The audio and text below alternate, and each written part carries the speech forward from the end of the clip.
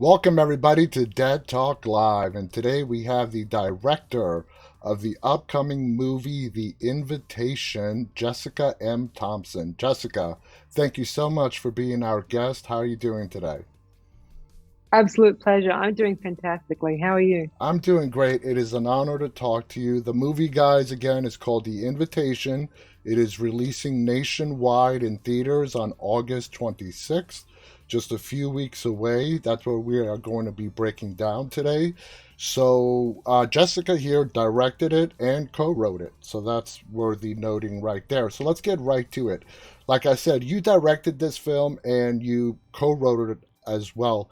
What element of the whole vampire lore, which we as an audience have seen a lot of, did you want to make unique and special and bring to the invitation?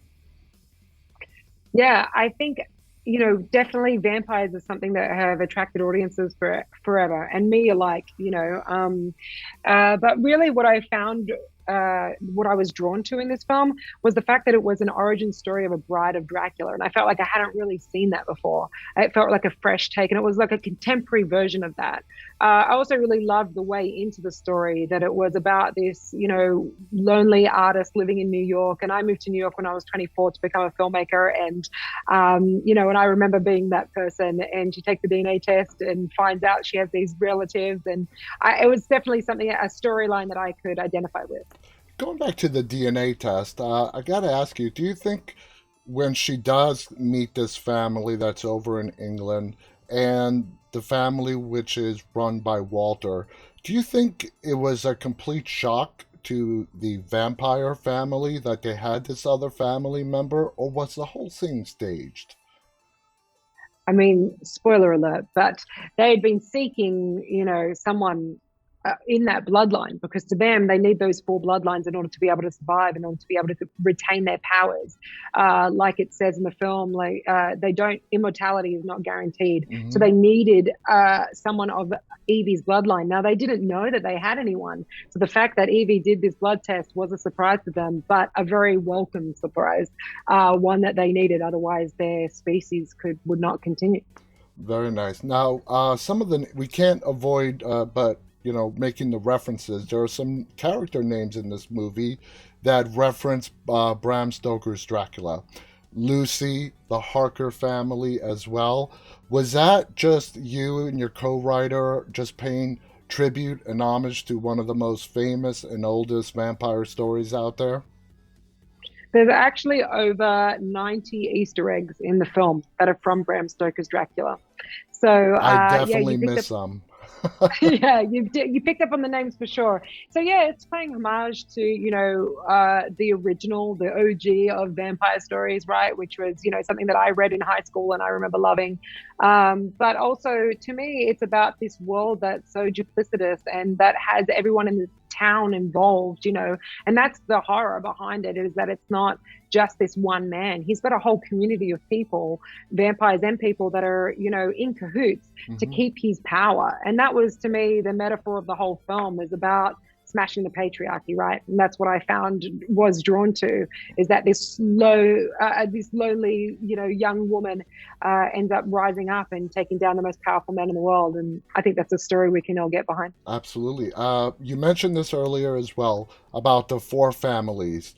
And what makes this film unique is that we have vampires uh, living and working with mortals to keep the hierarchy of power. That is very unique, something I don't think I've ever seen before in a vampire story. What was your inspiration for that? How did you come up with that? Yeah, to me, it's like, so it was this kind of reference to these kind of old school patriarchal colonial powers, right? And that it's never just the men. It's quite often the women that are involved in keeping up this old world power and supplying it. So to me, it was something that I felt. what is the benefit to these humans? The humans, this man has been able to curate wealth for thousands of years. And now, as a benefit to those humans, he's paying them off. He's literally, and this is what marriage used to be. Like, it's only been in the last 50 years that women had any choice in the matter. We couldn't even own a house. We couldn't even, get a credit card in our name. Yeah. So really, marriage was about financial, prosperity between two families.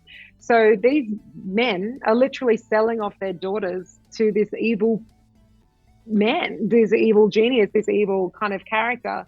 And I just felt like that was something that, like you said, was unique, hadn't been told before, and something that I felt was still relevant to today. Yeah. Could it be looked at as a way of sort of mortal people selling their souls to the devil in exchange for wealth and power? Absolutely. I think you're onto something there. Definitely. I won't name any of them, but I think we know the ones. Now, let's talk about Thomas Doherty and Natalie Emmanuel. I mean, the perfect casting of those two to play Walt and Evie. Thomas Doherty, who plays Walt, charming, charismatic, good-looking guy, everything you would want in this vampire. Did you have to go through a lot of people to find your perfect Walt? Yeah, no, it wasn't an easy feat. Actually, I know Thomas is really popular in the YA world, but I didn't actually know who he was. And then when his audition came through, it literally stopped me in my tracks. I think I was like half paying attention, half doing something else, and I was like, who's this guy? Like, it's not just like obviously he has these striking looks, but it's the way he commands space. It's his presence. It's, what he does with the characters. There's so many layers to the character because he's playing, the romantic hero, but also we all know he's the supervillain, right? Yeah. And I really saw those layers and that depth, even in his early audition tape. And I think he's bound for big things, this guy. Yeah. I think he's an absolute talent. He's charming. Also, he's a delight to work with, and that really goes a long way with me. It goes a long way in the world. I have a no asshole policy, and and he's an absolute delight. And him and Natalie, they just really led this cast wonderfully. Was Natalie cast first, and you were trying to find somebody that would really have good chemistry with Natalie? Yeah, absolutely. Natalie was always on my number one for this role. Brilliant actress. She's someone brilliant actress and deserves a lead. And I cannot believe she had not had a lead in a film before this film. And I'm glad that I'm so honored to be the one to be able to cast her in this role. She's an incredible talent, and she gives her all, and she has so many layers and so much humanity in her, and such an empath. She's really, a delightful human, and she is wildly talented, and I'm glad that we show off the breadth of her range in this film. She brought it every single day, and I would love to work with her again. She's incredible. I was so surprised that, she rose to prominence in Game of Thrones, and to not really see her since, it was a shock. And I 100% agree with you. She deserved this lead, and she was great. As the film progresses, we see the family do a gesture where they put their two fingers over their lips. That's not really explained in the film. Is it sort of left up for viewer interpretation, or does that have a secret meaning? I mean, it has a meaning to me, but it's definitely like up to interpretation. To me, it's kind of like, a symbol of buying secrecy, buying silence. I really love, like in the Hunger Games, that symbol that Katniss gives for the revolution. But we can think of other symbols that dictate, that dictators have used in history to kind of like tell you who, and these secret handshakes of secret societies. To me, it's like their way of identifying who's on the inside, and who's in cahoots. So I wanted to come up with a symbol, and that's the one. And to me, it was kind of like zipping your lips. It's kind of like buying silence. What happens here stays here. Exactly. And so I like that I keep it a mystery. I don't think it needs to be explained, but I'm glad that you picked up on it. And I think it's just some kind of like little intriguing bit of information, you know? Exactly. Now, let's talk about two other characters, Victoria and Lucy. You could not have two more opposite characters than those two. I want to talk about Lucy because Victoria is what you would expect, being sort of a bride of a vampire type of woman. Crass, doesn't really give a crap, mean spirited. Then you have Lucy, empathetic, sympathetic, kind. She's sort of the enigma out of those two. What was your driving force when you were, thinking up of the character for Lucy? Well, I really, to me, that was the thing that I worked on the most between when I first read Blair's script and worked on the script with her, was that I felt like Evie needed to identify with one of the characters and needed to find humanity within them. And I think, Lucy was sold into this system when she was so young. And I feel like she's the eternal little sister, always Yeah. looking up to and trying to win her big sister over. But also, there's something about Evie and Evie's empathy. She speaks to the maids and she doesn't talk down to them, and she's so kind and generous. And I think there's something about Evie's character that pulls out the humanity in Lucy and makes her remember who she really is. Yeah. And I don't want to spoil what No. happens, but Lucy becomes a pivotal force in the film. Oh yeah. And that was important for me to set up all the way through. And I think, yeah, Victoria is more of the old guard.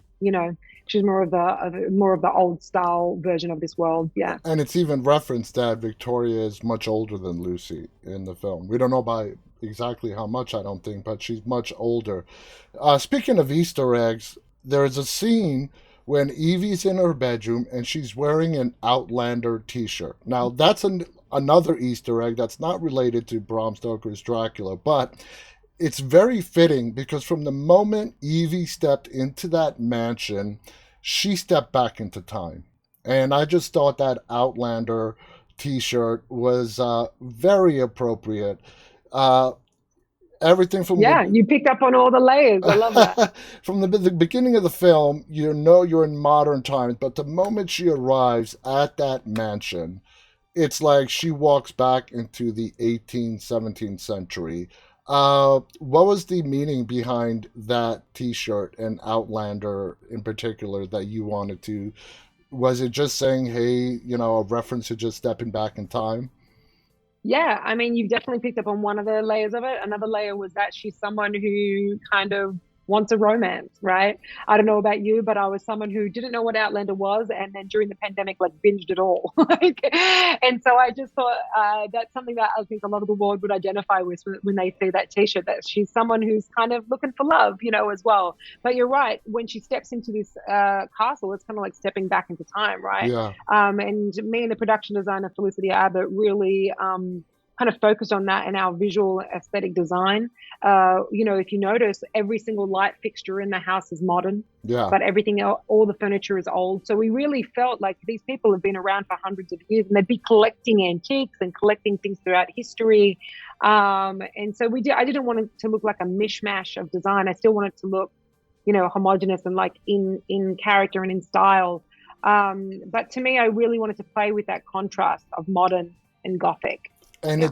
I got to give you credit here. It is very noticeable, the lighting, the atmosphere, the costumes. Oh my God, the costumes in this film were just absolutely fabulous. Like I said, when she stepped into that mansion, we really feel like we were transported back into the 18th century at least. Now, Yeah. And do all you, those costumes are bespoke, they were all hand created and by our incredible costumer, Danielle Knox. And, they specifically had, different eras. So when Lucy was turned, she was turned in the 1920s. So if you notice, a lot of her costumes are from the yeah, 1920s. Well, Victoria's are from an older time because she was turned before yeah, that. And that was all done very intentionally. nice. Would you say that Evie's desire to get a family again, she lost her mother recently, clouded her judgment to where she does this DNA test, all of a sudden this unknown family pops up across the pond in England, and it sort of clouds her judgment, and wanting to have a family so bad, jumps in before looking. Yeah, no, absolutely. And don't forget she's grieving. She's just lost her mother a few months ago. So that definitely can cloud your judgment. But that being said, I'm someone who's always up for an adventure. And if someone was like, I'll pay your way to go on this incredible trip, I'm like, let's do it. You just don't. I'd like to think that you don't have to always go through the world not trusting everyone. People are stereotypically good, I think, overall. I'm not jaded yet, but but yeah. So I think she's like someone who's got a bit of naivety to her. But I don't. I was really adamant about. I didn't want to make. She's definitely not a dumb woman. She's incredibly smart. Oh She's yeah. just someone who has a big heart. And I'm a smart woman, and I've definitely gone on adventures that are not dissimilar to what she went on. And thank God I came back alive. So. Evie is a very powerful character. We do see some vulnerability, as every human being has, but overall she's a very empowered woman. She stands up right from the moment she arrives at that mansion, and we're not going to give away any more. And yeah, you see that, right? Yeah, She talks back to the butler. to the She's always butler. standing up for the maids. Yeah, she's got a powerful conviction in her, and I love that about her. I want to thank you so much, Jessica. We're out of time. Guys, I cannot recommend this movie enough. It's called, again, The Invitation. It is coming out Friday, August 26th in theaters nationwide. Check it out. It's a vampire story with twists you have never seen before in a vampire story. Jessica here directed the film. She co-wrote the film. You won't be disappointed. Any final thoughts you want to share before we go, Jessica? No, I'm so excited for you all to see, and I want you to tell me what you love about it. Please let me know. Absolutely. Again, thank you to our guest, Jessica. Thank you to our audience who tuned in live and Thanks, those of John. you who'll be watching this later on. On behalf of Jessica M. Thompson and myself, stay safe and stay walking. Bye, everybody.